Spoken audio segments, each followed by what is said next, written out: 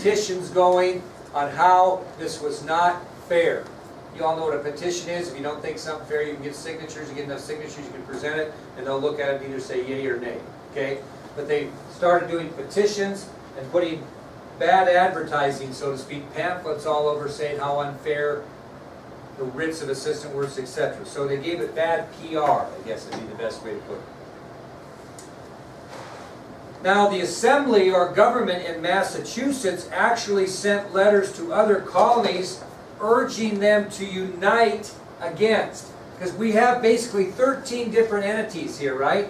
So what happened is the Massachusetts legislature, or the Massachusetts Assembly, or the Massachusetts government got together and they tried to get other colonies to join together and fight this, and they sent them letters. The man that was responsible for doing that in the Massachusetts Assembly was a fellow by the name of Samuel Adams. Samuel Adams. So the fourth thing that colonists did to protest the writs of assistance is the Massachusetts Assembly, led by Samuel Adams, sent letters to other colonies urging them to unite for resistance against the writs of assistance. So they're trying to get people together, kind of like the Stamp Act Congress did. That worked pretty good for them, didn't it? So Samuel Adams thinks, well, let's get all these colonies together and we'll all fight a team effort to get rid of these writs of assistance. That was the fourth thing. The fifth thing, and I'll try to explain this without confusing you, is the Virginia Assembly, or the Virginia Legislature, or the Virginia government. They actually adopted a set of resolutions. They adopted a set of resolutions against the Townshend Acts. The Virginia Assembly adopted a set of resolutions against the Townshend Act. Anybody know what a resolution is? If they adopted a set of resolutions, that'd be more than one, against the Townshend Acts. What is a resolution? It's a statement of your opinion. It's a statement of your will. An opinion is what, Pete? What you believe, right? What's a statement of will? This is what we will do. Okay, it's a statement of an intent of a body. Who's the body that's sending the opinion and will? The Virginia Assembly. So that's what a resolution is. It's a statement or of an opinion on something, what you were willing to do about the situation, and it represents the body that sends it out. In this case, it's the Virginia Assembly. Now, you always have to begin a resolution with a statement, okay, of why you're speaking about this thing. So you have to come up with a statement, probably why you don't think the writs of assistance are right, okay? Or why you're just mad in general. Here was the opening statement that the Virginia Assembly sent. Here was the opening statement. I want you to write it down. The opening statement in the resolutions sent by the Virginia Assembly against the Townshend Acts. Quote, only colonial legislatures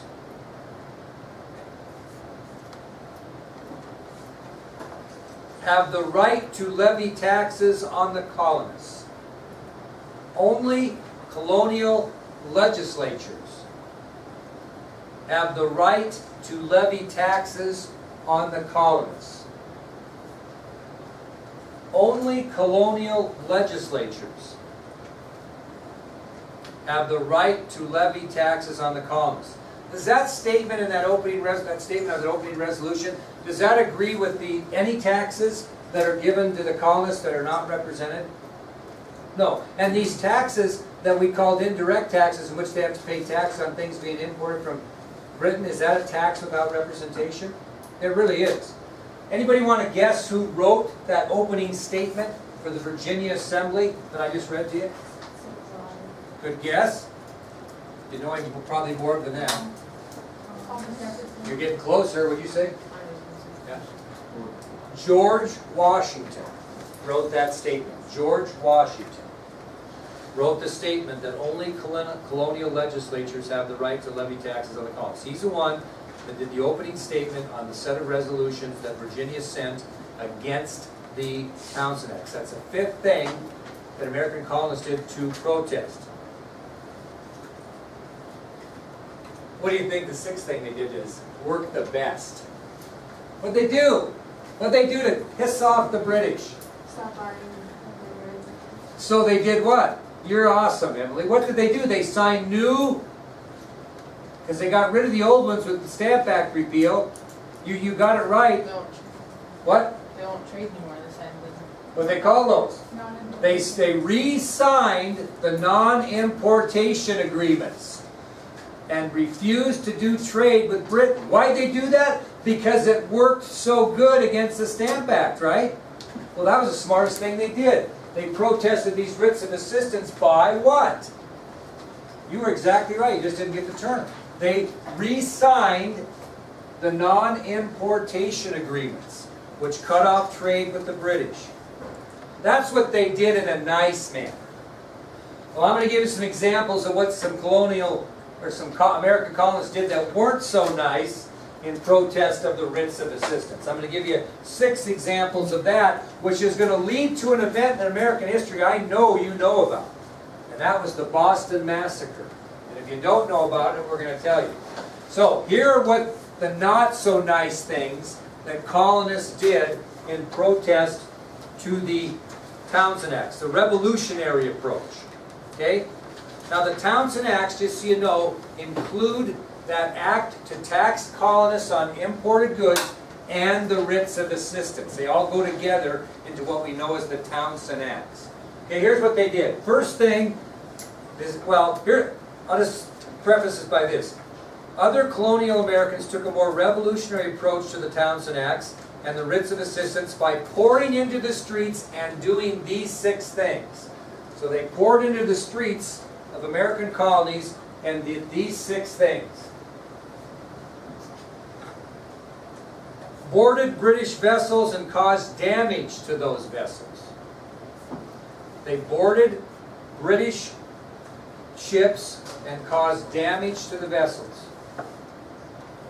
Boarded British ships causing damage to the vessels.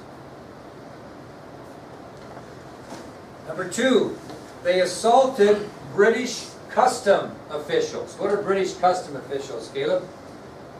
In short, tax.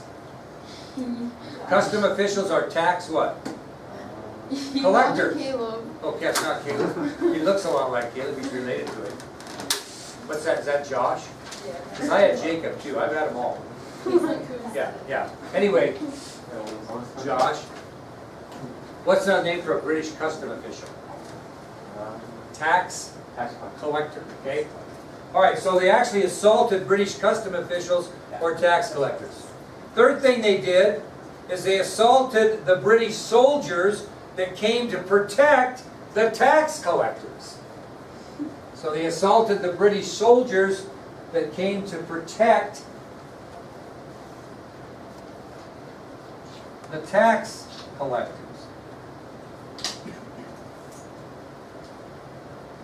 Brooke's been at it again here. She's more ADHD than I am. The fourth thing they did is they tarred and feathered those snitches who informed British officials about smugglers. They tarred and feathered snitches. What does that mean? Tarred and feathered? Yeah. Who said that? What they do is, I'll show you it on video. We're going to watch a video on this here in a day or so. They pour tar over the person and then throw feathers on them. I mean, it's just brutal to try to get them off, and it's hot and it burns you. That is terrible. It was a terrible thing. That's what they did. They tarred, and I'll show you an example of it in a video. They tarred and feathered any colonist who snitched on their fellow colonists with British officials about smuggling. Fifth thing they did is they taunted British soldiers. Taunted them. How do you taunt somebody? Never, well, Morgan's going to score his first touchdown in his career, pick up a phone around in, and he's going to taunt Lander. What's taunting mean?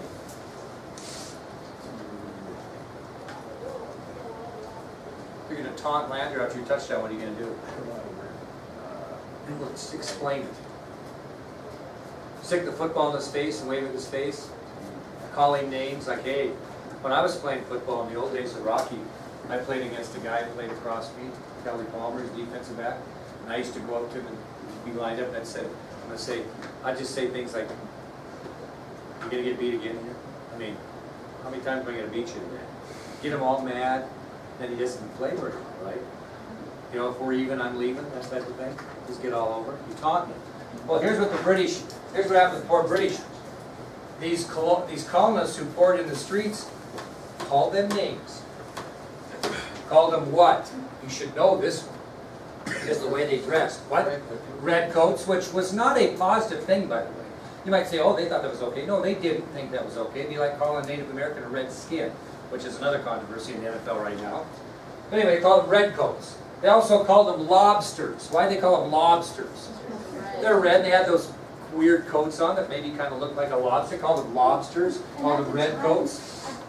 Can I share history? You can share history. That's what we're here for. At the time, lobsters were like, because like now there are like fancy food and stuff, but at the time there were so many lobsters around that like when someone would catch a lobster, they'd just be like, oh, and throw it to the poor people. Yeah, today's carp, Yeah, right? they were basically. No, really, she's exactly right. How about a half to she's right. It's just like you go fishing and catch a carp or a whitefish. Do you throw it back in? Hell no, you throw it on the bank. You don't want that thing in there with those good fish. That's exactly right. Or you could take 3 or 4 and take them down to the poor people in whatever area of the world the poor people stay. I mean, she's exactly right. So lobsters was not a very nice thing. Also called them bloody backs. Bloody backs. So that's another thing that these more revolutionary colonists did. The 5th thing is they taunted the British soldiers. They called them lobsters, redcoats, and bloody backs. And they even got elementary enough, number 6, to throw stones, and if it was the right time of the year, snowballs at the British soldiers, which is going to be, sounds kind of tedious, kind of immature, but it's going to lead to something in history you'll never forget. So those are the 6 things that the Americans that took a more revolutionary approach to the Townshend Acts and the Writs of Assistance did. They poured in the streets, they boarded British ships and caused damage to the vessels, they assaulted British custom officials or tax collectors, they assaulted the British soldiers who were sent to protect such tax collectors, they tarred and feathered any colonists who snitched on other colonists about smuggling, they taunted British soldiers, calling them lobsters, redcoats, and bloody backs, and they even went to the elementary point of throwing stones and snowballs. Okay? Does anybody have any questions on that? Okay, we are going to quit today because I want to save the prelude to the Boston Massacre because it's a great story, and I'm going to show it to you on video as well, believe it or not. So we'll kind of quit for today and start with that on Monday. Okay? Good job today.